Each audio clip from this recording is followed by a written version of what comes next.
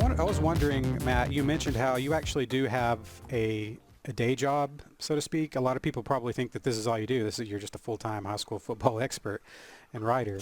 But so I'm kind of curious, how did you kind of get started doing this? What was the road that you took to get to where you are now, working with Dave Campbell's Texas Football? Definitely not the traditional journalist path. I can definitely say that. So my degree is in kinesiology with a double minor in history and English. So basically what that means is I wanted to be a coach going to school. And doing my student teaching, I realized that I really didn't want to be in the classroom. It just wasn't for me. And, kind of some of my mentors told me, if you don't really love being in the classroom, you probably need to find something else to do, because you're not going to be rich being an educator by any means. So I got out of it and got into private industry, and the finance industry. I work for a big major bank in the United States, and I've been there for 16 years now. So right when my career at the bank got started is really when I started getting into high school football, as far as a journalist, and how I got into it was, we're talking 2003, 2004, basically.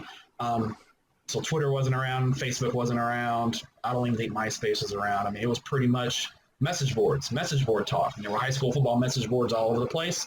And I started posting on message boards and writing almost like game previews and just talking about what I thought was going to happen that week in certain games. And a gentleman who ran a website called Texas Prep Extra, which was part of Rivals.com, which I think everybody knows what Rivals.com is, recruiting network, saw what I was doing and basically offered me an internship working for Texas Prep Extra, because he felt like I knew what I was talking about, and I guess some of my predictions seemed to come true.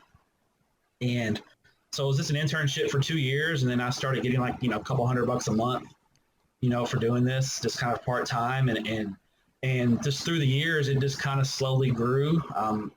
And I started to, I think really when I started covering 7-on-7 heavily and started to really meet coaches, because coaches are weird. I mean, high school football coaches are different guys. They don't trust very easily, and they're not real hip to just a voice on the phone or an email.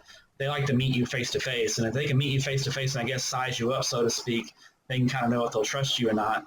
And as I started to meet more and more coaches out at 7-on-7s, because I got more bang for my buck at a 7-on-7, because there'd be 16 teams there at one place. And I could really get a lot done at those things. Just started to get the trust of coaches more and more, and I started to kind of get these sources built up over time. And, just like any business, it's a relationship business, and I've been lucky enough to cultivate and develop a lot of relationships in my time covering high school football.